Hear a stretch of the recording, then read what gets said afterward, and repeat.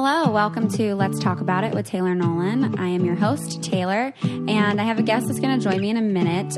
But first, really just wanted to say thank you guys so much for all of your love and support and kind messages from the last episode with Vanessa talking about breakups. It was definitely a nerve-wracking episode to do, so really appreciate your guys' messages on that. And I think it's always really reassuring to know that we're all so not alone in our breakups and how heartbreaking they can be. That heartbreak is such a universal thing that we all experience. And I think we'll do some more episodes in the future focused on breakups, and we might get into that a little bit today with my guest that's going to be on this episode. But yeah, just wanted to start off with a thank you because that was an episode that I know some people were waiting for, I guess, in a way, wanting to hear what had happened. And so hopefully that, clears the air on my relationship status, I guess, which is a weird thing to do, but this is part of my life now. But also, I'm really excited to talk with you guys in this episode. I have a very close friend of mine in town visiting from Long Island. And she and I were actually roommates in undergrad at Stevenson University in Baltimore County.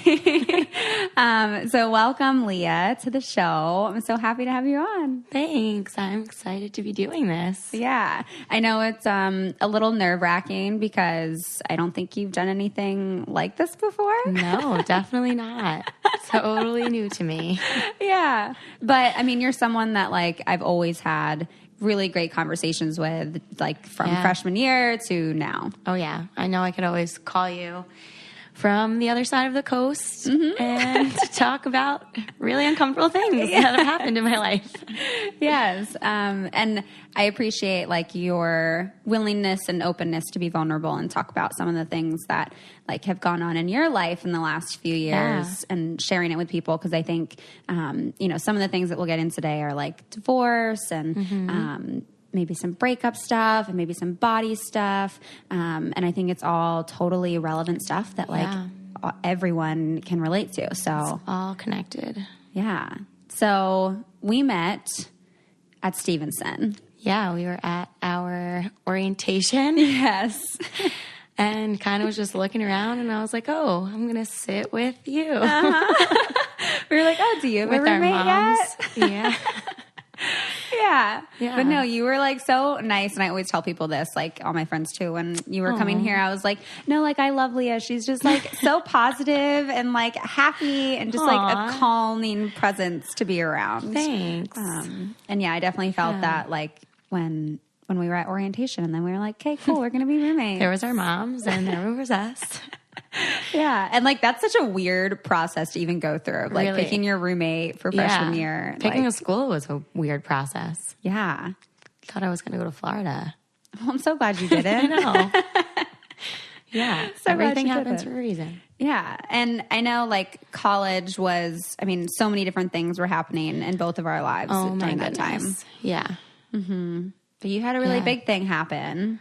Yeah. So after we moved in to the dorms, I guess, I had left my parents getting divorced, which was kind of hard leaving my brother more so. Yeah, you have a younger brother who's how much younger than you? Going to be 21, so he's 4 years younger than me. Yeah, so that was going on, and I would get messages and all that they were potentially looking to move out and sell my house that I grew up in. I now live down the block from that house, so kind of awkward to pass it every day. But yeah, totally having you as a roommate, having the support that I had definitely helped me along the way get through things, especially you being the psychology whiz that you are. Thanks. But yeah, I think I remember when they were doing stuff with the house and even just going through the divorce itself, it's really a lot to process because that was your family. That was your unit. You go away to college and you think you're just going to go back home to your normal home. Oh my gosh. And so many things were changing. Flipped upside down. I had to come home. I think at the time, everything was pretty much packed up. That's the first time I went back home. So I came home to like almost an empty house, which was super uncomfortable. Yeah. Because I wasn't a part of it at all. And, well, I was part of some of the packing of my stuff because I was going away. And then we first moved into an apartment with me, my mom, and my brother. Mm-hmm. So that was super different because, I mean, I had a beautiful house and was right by all my friends, walking distance. And I'm still in the same town that I grew up in. Mm-hmm. So that's nice because everyone's still close to me. Yeah. I mean, what did that like mean to you that your parents were getting a divorce? I think I tried to kind of like, I know at the time I was like super repressed, like I repressed a lot of feelings because I try and be positive about everything, and I don't like to really, at the time too, I didn't really like to face any of those hard, difficult things. So I totally repressed them, just focused on being happy, being out with my friends, which kind of strayed like the relationship I had between my parents because I was always just on the go because I didn't really want to face anything. Yeah. So now I've totally like worked past that and grew from those experiences and working on myself. And I think that all just comes with time and experience. And yeah. How do you think you've done that? How have you grown? Okay. So when I only stayed at Stevenson for a year. And then I came back home to Long Island. And I thought it would be, well, after talking to you and like learning a little bit more about therapy and like the benefits of it, and that doesn't mean, like doesn't have the bad connotations that some people may think it has. I tried and I went to a therapist right like on my main street, and I don't think like anyone had recommended them to me or anything, but I just went and gave it a go, and you can say if it wasn't a good experience. No, yeah, I didn't love the woman. I mean, she was very, very sweet. The office that was in almost felt like you're in a waiting room, like for a doctor's office, that you were like really nervous to get results about something. And from like walking in, it just was like really not your vibe. Not my vibe, totally uncomfortable. But I did it. I did it about 3 times and then was kind of like, okay, I don't need this. I'm okay. Like, I'm just going to go about my life and move forward. So obviously I still had all these things I should have talked about, but I went on and I went to Stony Brook University, graduated, and then realized like a lot of relationships. And what did you graduate in? I was a health technology and management major. So I studied health sciences with a concentration in disability studies. I now work as a special ed teacher for children with autism, and I absolutely love it. So so that was a really also good part of my life because I met a lot of great people along the way, kind of created a little family there with that program. But still wasn't really helping myself. Yeah. Down that line, I mean, I got into a relationship, which kind of made things, again, a little bit harder. Well, that was like your first, like, real long-term relationship. Yeah, it was about 3 years. Yeah, because a lot happened. Because when I had met you and when we were living together at Stevenson, I had met my boyfriend at the time. Yes. And we had dated for about 3 years. And then after you left, then you got your boyfriend, and then... Oh, yeah. Yeah. Yeah, it kind of worked out that way. Yeah. But no, I remember even like at Stevenson, like you, like dating was like just dating in college in general is like a weird thing, but yeah. But I remember that was a big thing that like you had, started dating him, and I mean, it was good. I don't regret it at all.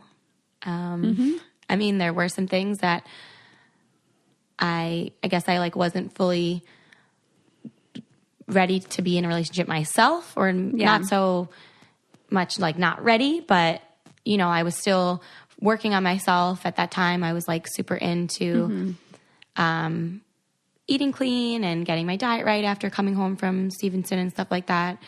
And I like absolutely love that. And then I got into this relationship, and I guess everyone says it's the honeymoon stage, but really like you should be able to be happy throughout your relationship with yourself, and it shouldn't be a stage. It should just be a long-term thing where you are happy with who you are and who you're with.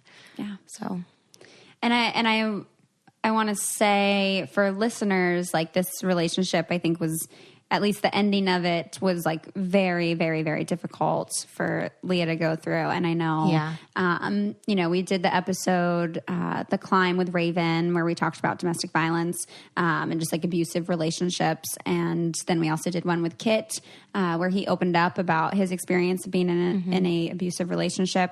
And 100% this relationship was also pretty abusive and maybe not in the physical sense, but definitely not physical, but in the emotional and manipulative, controlling, 100%, a lot of things. Yeah. And at the time, like you never want to lose your friends. You listen to them. You would give your friends advice, and sometimes it's really hard to take their advice when you are in love or in a relationship for a length of time. And now, the more towards it got to the end of the relationship, I kept seeing all the things my friends tried to hint at me for a decent amount of time before that. And it just was like a huge eye opener. Like, what am I doing? Like, I'm not the happiest I've been. And I like, don't even see myself in my own reflection anymore, So yeah, it was a difficult time. I remember for me, one of my big red flags was like, he always seemed like he wanted to like gift you. Like there were just so many gifts all the time. It just seemed like he was always trying to go like above and beyond. And to me, I was like, what are you overcompensating for? Right. No, that's, totally true. And being a girl, like who doesn't love gifts? It's one of the 5 love languages. And in your first relationship too, to be like, oh, I'm being, showered with these gifts, and oh, I'm so special. And let's go on vacation. I just met you. Yeah. And Yeah. And this was, not too shortly after the divorce with your parents. How, have you reflected at all on like how that might have impacted your viewpoint on relationships or anything like that? Yeah. So for a while, I actually kind of resented my dad. Me and him did not have a great relationship while we were, while I was away at school, or even when I came back, like he wasn't living with me. So like he wasn't in my day-to-day life. So it was kind of like the mindset, like, oh, you don't know me. Like you're not around. And he was like more a part of your life before that. Yeah, he works for JetBlue, so he travels a lot. And he would travel, but that's not necessarily one of the reasons that was the problem in the relationship. But for me, I guess, I remember him being a huge part of my life when I was younger. Like I would always help him around the house, around the backyard. We would always like do hands-on stuff like that. He always taught me ways to be independent if I didn't have a man. And you are very independent. Thank you. I remember like always reflecting on that of like, oh, Leah's like, she's so like, she's just like totally cool and like doesn't care. And just like, just wants to like fix things and use tools. And and you were just like so focused on just like your friends and school and like guys weren't necessarily like the primary focus. Like you were just kind of like, if someone comes along, sure. But like, I can do all this shit on my own. Yeah, and I was like, oh, damn. Kind of prided myself on that. My mom has a big, part of that as well. But yeah, you know what? At the end of the day, your friends are going to be there for you. Those are the memories you're going to remember. And I think I've kind of always been like that. Not that I've strayed away from being in relationships or not let anybody in. I've definitely guarded myself. And I think that maybe, could come from divorce. Just like seeing the not blending well of my parents, I was kind of like, oh, well, I'm not going to be like that. Like, I'm going to like work through things. And one of the traits that I think that I get from my father is that he used to get really choked up and not be able to actually talk about his emotions and how he's feeling. And that's one of the reasons why I then went and tried therapy pretty recently. I was in the end of my relationship, but I really just wanted to find a way to communicate better with the people around me that I love. Yeah. I was kind of in a standstill with my mom.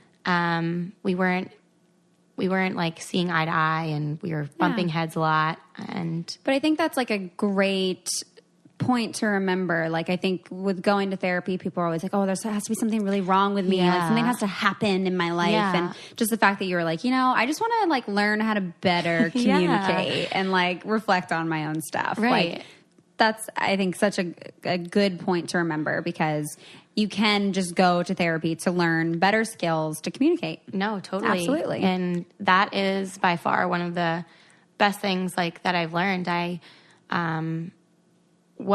like had a lot to talk about with my relationship while I was there. But at the same time, she kind of made me reflect on ways back to, oh, well, like what happened while you were younger? Like, why is this making you so upset? And it all stems from somewhere. Yeah. The root of the problem was that I really missed my dad. And I'm going to like get all emotional right now, but it's okay. Yeah. And like thinking back at that, like being a girl, like young girl who was like always helping her dad, and we like really bonded over that hands-on stuff, and then kind of like lost all of that. Yeah. That was like a huge, huge thing that I didn't realize that affected me until I like went there and talked about it. And from there, it came my birthday last year. Me and my dad went to the city and went to one of my favorite restaurants. And we finally like really like opened up and talked and sat, and he was super vulnerable, like getting really choked up, but I like forced it out of him because I was like, I have these new things that I could talk about. And I'm, you know what, like it's only going to get better after this. And it really did. Like me and my dad are really close now. He helped me with the end of my relationship. Both my parents did. And they really came together, and helped me work through kind of the, I guess, traumatic experience I was going through towards the end of my, towards the end of that, where I was very scared to just like even be alone driving somewhere. Yeah, there was some like stalking behaviors and very, very controlling behaviors. I had both my parents in a group chat, and I like let them know where I was every second for like a month, which is okay. Like it made me feel safe. So not that, but you also had to do it because you didn't feel safe, right? Yeah, but knowing that they were working together and they. Their relationship's totally different now for kind of other reasons, but it's really helped I mean, me. there's so many. Again, I'm like at the beginning of this, I'm like, we're going to talk about divorce and like all this other stuff, but like there are so many things that like have happened in your life in the last like 4 years. Like I don't know, it's been a lot of different things. Things have changed now recently in the last, like, how long? Last, not even a year? No, about maybe a month, 2-3 months, maybe between the months. Yeah. Yeah. So is that an area that you're comfortable going into? Yeah, totally. Okay. Okay. So recently my mom had just been diagnosed with stage 4 head and neck cancer. So that was a complete whirlwind in my life as well. And that's also where now your dad is like a lot more present, and you're seeing them kind of come together a little bit more now too. And he has just been amazing. And my mom has realized that as well. So I think her like vibes about it are just super positive, and that's one of the mindsets you really have to have. It was hard for me in the beginning because I was actually... Besides her close friends, I was one of the only ones that knew that this was a potential diagnosis. And my brother was still away at school. And my mom did not want him to know while he was taking his finals, and wanted him to come home so she could tell him. And that completely ate me out inside. Yeah. He's my brother. I talk to him about everything. We have a really good relationship. And that just completely like killed me. Yeah. Because I was like, he's not going to be strong enough. Like, he's not going to be able to handle it. Like, I have to protect him. And that's just like how I've always been. I've always been like a second mother to him. Yeah. By default, he didn't really have a choice. So, yeah. And he actually took it pretty well. Like, he's been awesome. He stepped up as like the man role in the house and does a lot for my mom, and we're a big team now. But my dad has completely done a 180 and has been there. He comes over, he makes sure, you know, like she's doing everything she has to do, takes her to doctor's appointments. And her eyes are like, whoa, like, look at him. Like, he, you know, like maybe people do change. Yeah. I mean, how does that make you feel about like their relationship? Like, how do you process all of that happening? I mean, going from kind of more of like a separate relationship to kind of all this like tumultuous tension and to now kind of this like coming together of like a family unit. Yeah. Well, I think from the moment where I found out the truth of like kind of the backstory of what had happened. What do you mean the backstory of what had happened? Like what had happened between my parents, like the actual like reason, I guess, why they started to separate. Okay. Then being able to just talk to my dad about it and communicate better on terms with him, I was able to then make the connection again, like going to therapy and being like, okay, you know what? I've always kind of told myself it's not my fault. And again, that's really hard to do when you're at a young age and you go through divorce at a young age. Did you feel like it was? I didn't ever feel like I did something wrong. Like I never did. But you maybe felt like there's something I need to like do to like, fix it. Right. Yeah. I always was kind of like, okay, like wait, like maybe there's, I don't know, maybe they can go to like couples therapy or like maybe like my dad could do something more. Cause I always like knew like if they got into a fight or something, he would kind of just remove himself from the situation and then nothing was fixed and nothing was talked about. So moving past that, I was able to say, okay, like this is their truth. It has nothing to do with me. They love me and both of them would still do anything for me. And that definitely showed through when you were dealing with the relationship that you were in. That they came together for that. And now, so my dad has been just amazing. And even my mom's noticed, she's like, he's doing all these things for charity events. And he has like a lot of friends that he does things with. And I think that's important. And that's kind of what I've learned from that is I mean, I have my own friends. It's important to have your own lives. Like, yes, you're going to blend together and you're going to collaborate on what you do with your daily lives and your schedules. But at the end of the day, like, you're still your own person and it's okay to have your own friends and do your own things. Yeah. I know that's something you and I were literally just talking about yesterday with dating and just like, you know, wanting whoever your partner is to like have their own stuff going on in their life and, you know, their own friends and their own activities. And you guys can certainly come together and share some of those things, but that like you both kind of have your own individual lives and are like sharing them with each other. Right. That's like, I don't know. I feel like a very fulfilling way to have a relationship. Yeah. I always used to say too, it's like, if you call this person every single day, 500 times a day, when you come home to each other or you have dinner together, what do you have to talk about? And really, like, that was like another thing. It's like, I got a phone call a minute ago and now there's like a text and another phone call. Like, I was like, I'm with my friends. I just talked to you. Yeah. Like, I'm doing the same thing. Like, please, I'll talk to you later. Maybe something will happen. I'm doing the same thing. Yeah, so I think it's important and, you know, otherwise you can grow to resent the other person for having all these things going on and, you know, not feeling like you're included and you're not. Or feeling like resentful that you're the only one bringing things to the table. Yeah, absolutely.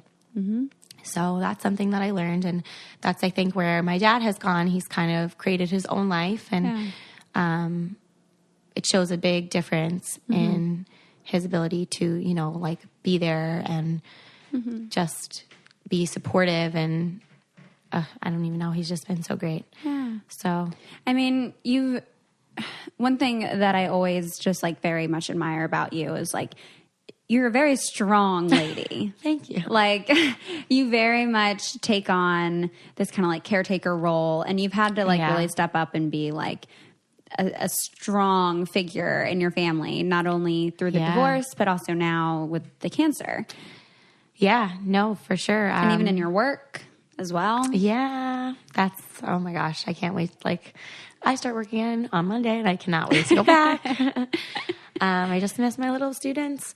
Yeah. And yeah, I definitely have had to change the way I go about things at home.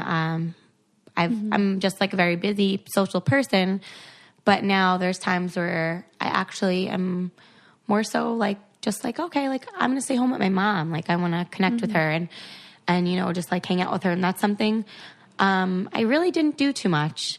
Yeah. I was always kind of like on the go with whatever was happening and just loved to be doing something, spending time with my friends. And now I'm just kind of like rerouting myself back to family. And my friends have been just like beyond amazing. They actually all secretly pulled together their money and got me and my family like hundreds of dollars worth of Stop and Shop gift cards, which is a local food store by me, just because they had no idea how to help. And I was just like in awe, blown away by like how many people did that for me. So sweet. Yeah. So see, like having good friends goes a long way. Yeah, it does. And just, I'm sure they would know that I would do any of that for them as well. So it's really just important to have like that support system. Yeah. And I think we've talked, you know, several times throughout the recent diagnosis, but of also, you know, remembering to take the time for yourself too, because with being this caretaker and being like as nurturing and this like strong figure that you are for everyone, like of not forgetting to take care of you. Yeah. And because you're busy and you're social and then you're there for family, but like, what about you? Yeah. And that's like one thing I always like, after talking to you, you're like, okay, like what's the text? Like, what are you doing for yourself? And I'm like, wow, you know what? I've never thought about that. And you know what? I've actually started asking my friends that, like, you know, you're going through this whole thing where you're not sure what to do, what decision to make, but like, what are you doing for yourself in this situation? And that's like a really just, sounds easy, but it's not. And I take like a little moment now, every now and again, and like, all right, what am I going to do for myself? So most of the days it includes going to the gym. I just bought a inflatable paddle board. So I take that down to the end of my block, and there's a little inlet. Super fun. Take my dog out. Yeah. And spend time with my friends, which is like a huge, nice like distraction, but also that knowing that they like really genuinely care for me. Yeah. So because then they're also able to like repay you with the caretaking that you provide for them. yeah. Those are the best kinds of friendships, I feel like. Yeah. Where it's a, you know, you can give, but then you can also receive. And I know that you definitely have friends and family that do provide that for you. And I think that really shone through both with divorce and with the difficulties of the relationship. Definitely. And also now with the cancer. Yeah. Just so many things. I'm like, is me. Damn. Yeah. And so, I mean, aside from like gym and, you know, going out on walks, maybe taking those seconds like for yourself to think about like, what am I doing for me? Like, how do you wrap your head around all of this happening in the last, you know, several years? Like, I don't even know. Like, have you ever like stopped and like taken a second and been like, what is going on in my life? This is, you know, all the things that have happened. Like, this is how I've got to where I am today. And like, it's impacted me in these different ways. And I see where I've grown in these ways and I've struggled in these ways. Like, how, I don't know. How's that process? Yeah. Well, I think like I reflect back and be like, you know what? I don't ever want to like not say something. Like, I remember repressing feelings and like coming from that, it's like, okay, like there's no reason to do that. Like if you're talking to somebody who cares about you, just even as a human being, like don't hold back because repressing your feelings is only going to hurt you. And then you never get what you get to say out. And one thing that you've actually taught me from being back at school was to like type it out first. You know, like you made me download this like little weird journal diary app, but I can't even tell you. I don't even have that anymore. I don't even know where I do either. any of those journal things went. But now I use my notes. And if I don't know how I want to say something or what to say, or, you know, just the planning, like you don't want to kind of word vomit somebody. You type it out first, go over it, say it, you read it. And then by the time you get to that person, it just comes out the way you kind of hoped it would. And I've actually shared that skill with a lot of my friends. And I just think it's a great coping mechanism, especially when you're really angry. Yeah. And you really want to curse the person out. You kind of take that minute, curse them out over your notes, and then kind of readjust it. I know. We were, yesterday morning I was on a call, and Leah got to hear some of it, and she was like, I don't know how you just handled that, because I just wanted to be like, shut the fuck up, like multiple times. And I was like, I know, it's just a lot of deep breathing, you know, let's just get through the conversation and trying to take those little pauses. But I'm glad that you like took that skill away. I don't think it's been I still journal regularly, but it's been actually no, with the show, like before Women Tell All, I like wrote down some things and like thought about all of that. And but it's not a skill that I use as frequently as I used to, but it's definitely something that like has helped in like approaching those really difficult conversations, because it totally does let you actually like think through and actually get to the point of it. Like I know I definitely have a tendency to word vomit sometimes, but I'll be like, hold on, like walk through this with me for a second. And you get to like read and you know, like either you can change it to be more positive, and you can change like what you need to say to, you know, just get your point across in a simpler way, but get that frustration out first. And you're not actually hurting the person that you're talking to, especially if they're someone that you really care about. Well, and I think like, I like that you've addressed within yourself this tendency to like not speak up and like to repress those things. And I think that is so important to say what you need to say. John Mayer said it best. Because you're totally right. All that does is hurt you. And definitely there are some things that maybe you want to say that are like unnecessary. Like Kit actually just wrote a poem and posted it on his Instagram. And it was something about like some words are meant to be spoken but not heard.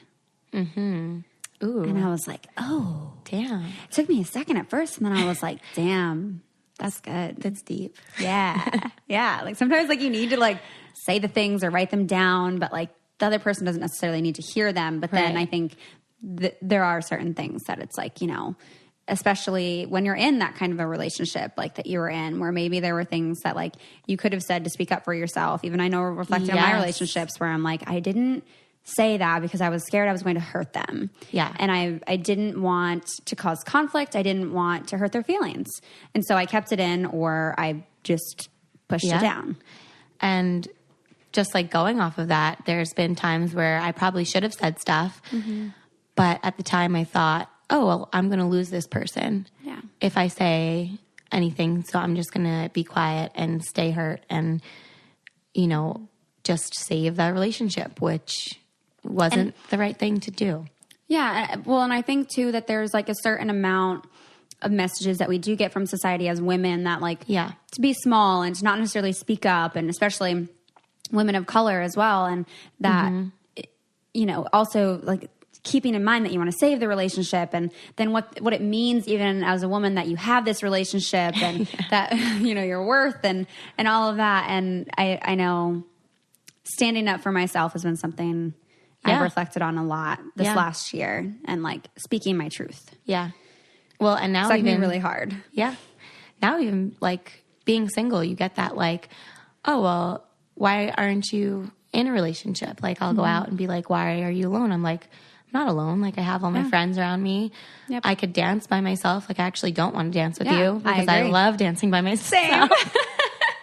Same. And it's like, doesn't mean I'm any less of a person because I don't have another significant person with me. Yeah. And I just did Instagram story. I don't know if some of you listeners watched it, but it was with feminist Instagram page, and it was about like what feminism means to me and like feminist issues that are important to me. And one of them was, you know, that I was out with friends and had met several people. And even just as I'm like walking around meeting people, they're like, you know, we'll start a conversation and then they're like, oh, but like, wait, are you here alone? Like, where's your man? Like, do you have and not because like they knew that I was a public person or that I had a public relationship, but just of like, you're like a attractive woman. Where is your boyfriend? Right. And it's like that.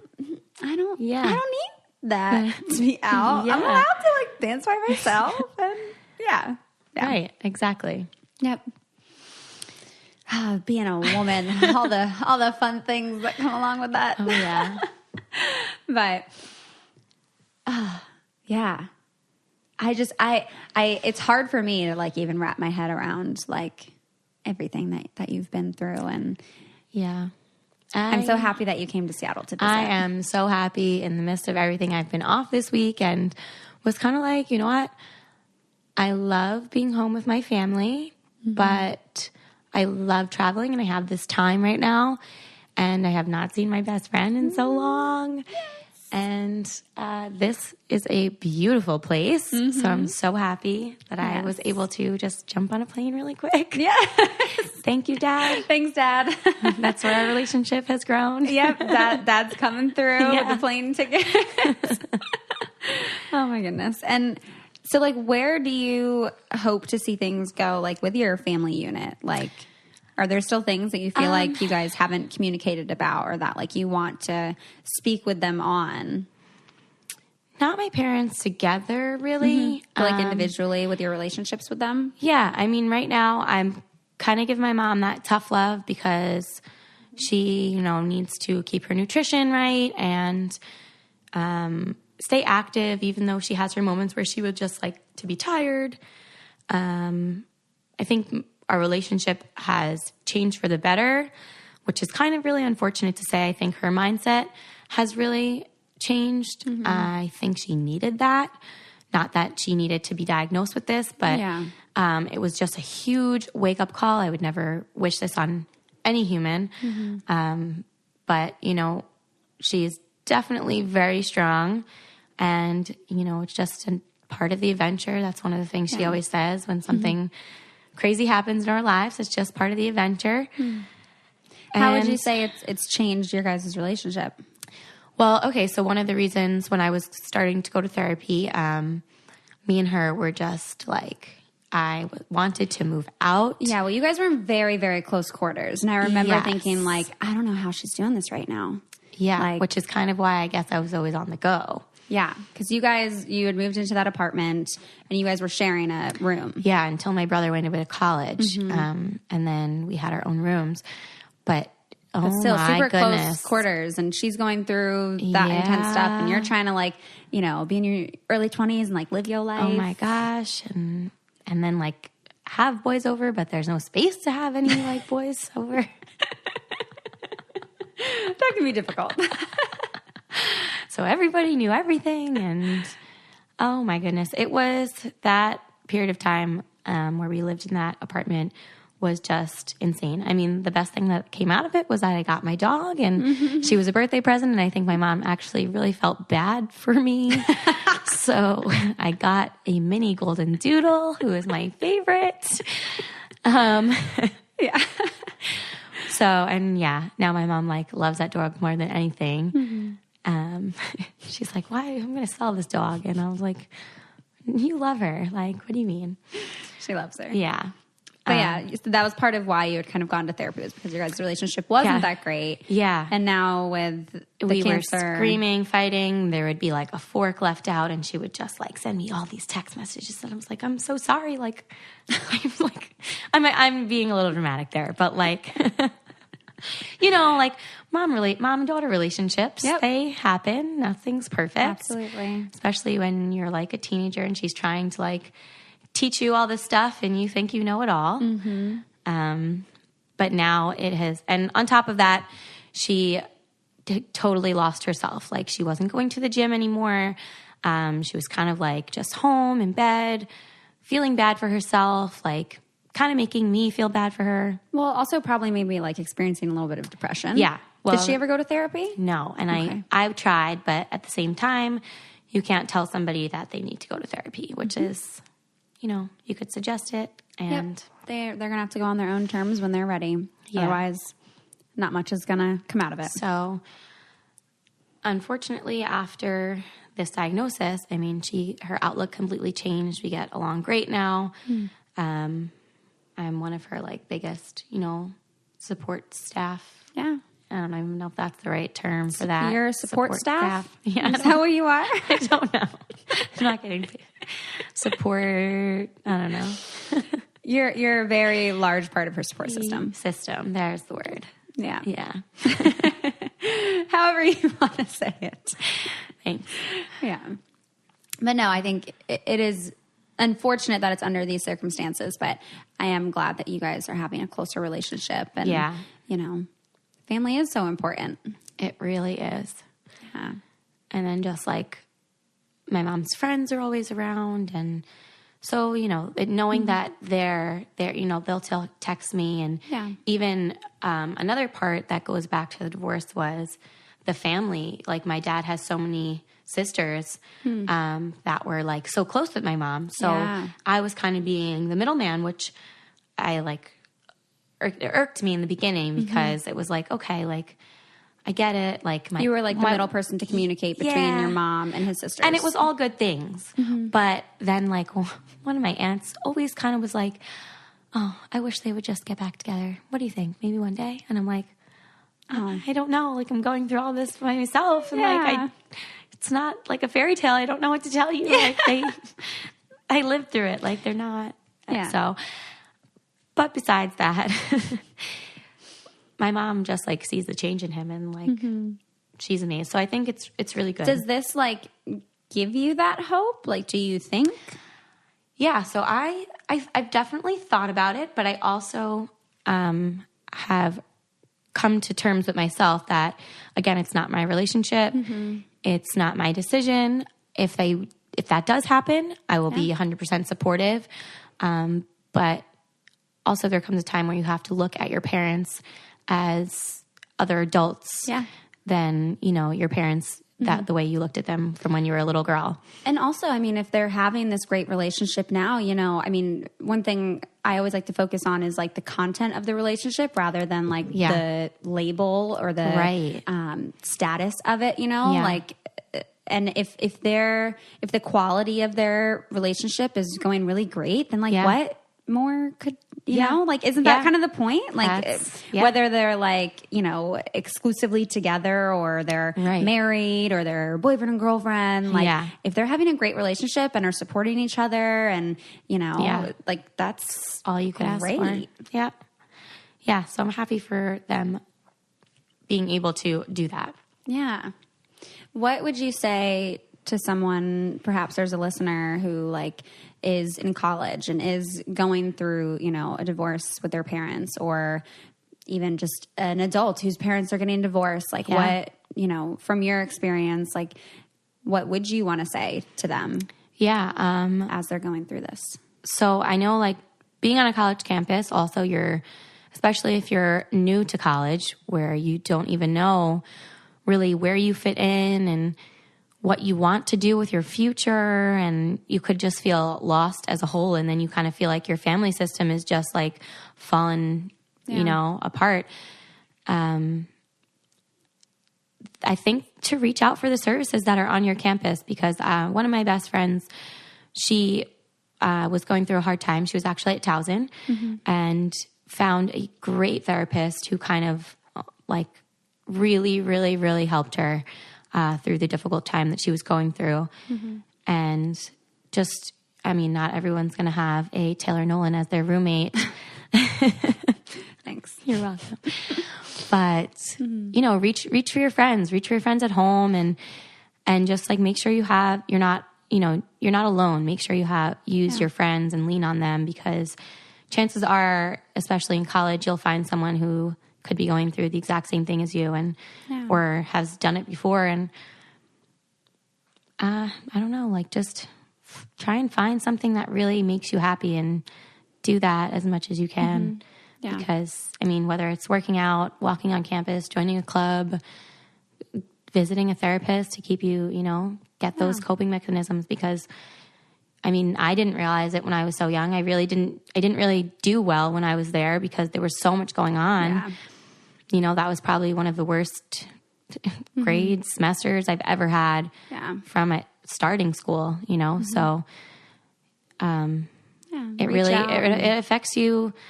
It affects every part of you, and you're not alone because a lot of, kids grow up with divorce now, which is really unfortunate. Yeah. And I want to ask you the same question, but with like someone whose parent has maybe just recently been diagnosed with cancer. Yeah. I know it's something you're still kind of going through. Yeah, and maybe still totally new to this. I was trying to find, all holistic ways to help my mom. You were just in caretaker level 1,000. I ordered all these crazy things. I went to St. John on vacation and I met this guy and he was like, this soursop plant and smoothie cured my father's cancer. And it's just like a tropical fruit. And so I recently, I was like, wow, this is such a healthy thing. Yeah. I went online and ordered these tea leaves and I would cut up the tea leaves for her and soak them for 20 minutes and then strain them so she would have this cancer fighting tea. Yeah. But you know what? I had to come down off that horse for a little while because really, I guess everything that's going on now with the advancements in medicine is they're saying it's the best thing for her. And it is not easy to watch your parent be sick. It's still thinking about it is really difficult. But know that you're not alone. I was thinking about even going back to therapy or looking into groups or something, just some sort of support group. I joined a bunch on Facebook, so they're out there. And everybody's level of cancer is different.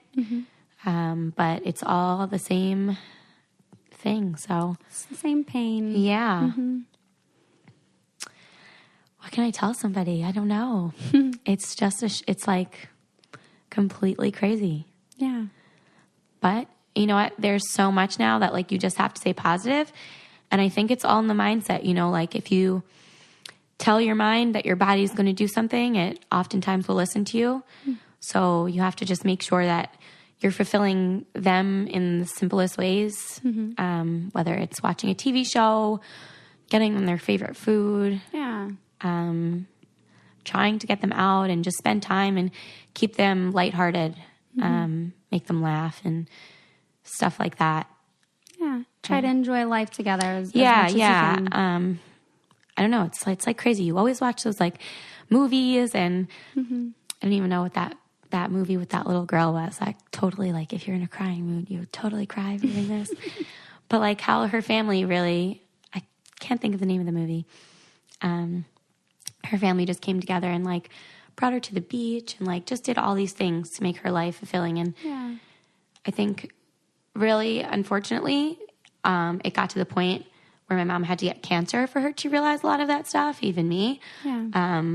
But whether your parents have this or don't have this, life is short and you don't know what's going to be thrown at you. Yeah. So, taking care of yourself and, not that you have to take care of other people, but don't forget to care for other people. Care for them because we're all humans and just life's going to happen. Shit's going to get thrown at us. Look at all this shit that we can all to me. do it together. Yeah. I mean, and I'm here for anybody if they need me. You're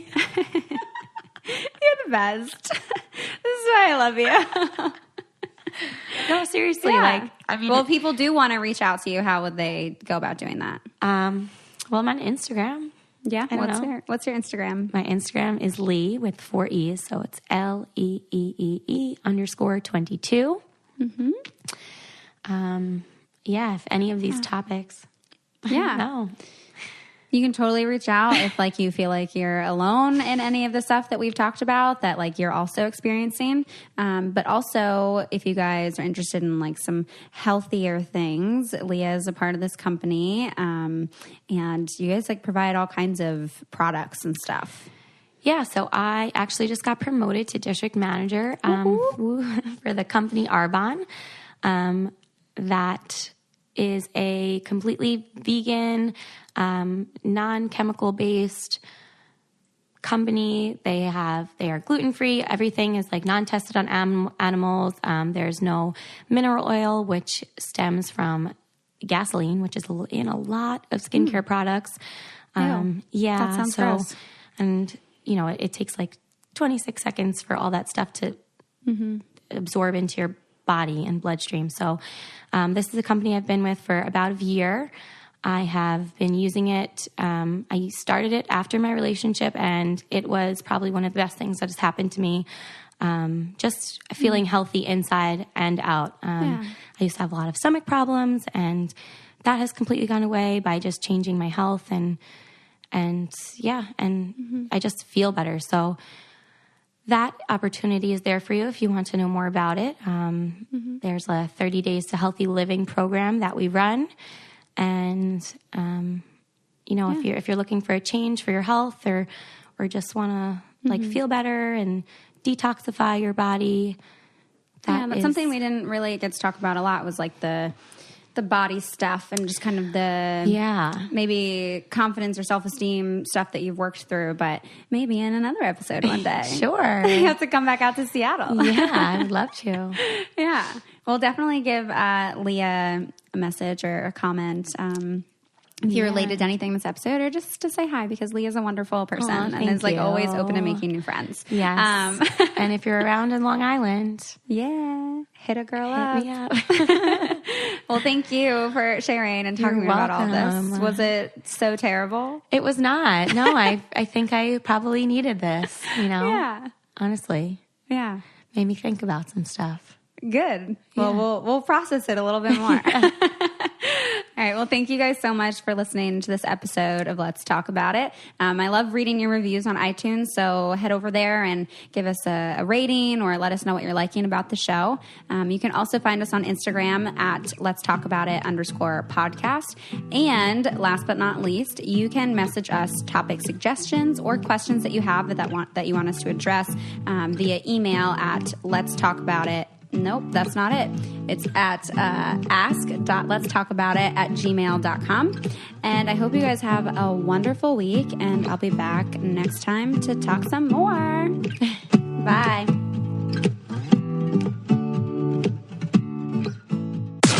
This podcast is brought to you by Wave Podcast Network. Check out all of our shows, including the Brain Candy Podcast, I Don't Get It, Babes and Babies, Coffee Convos, and Let's Talk About It.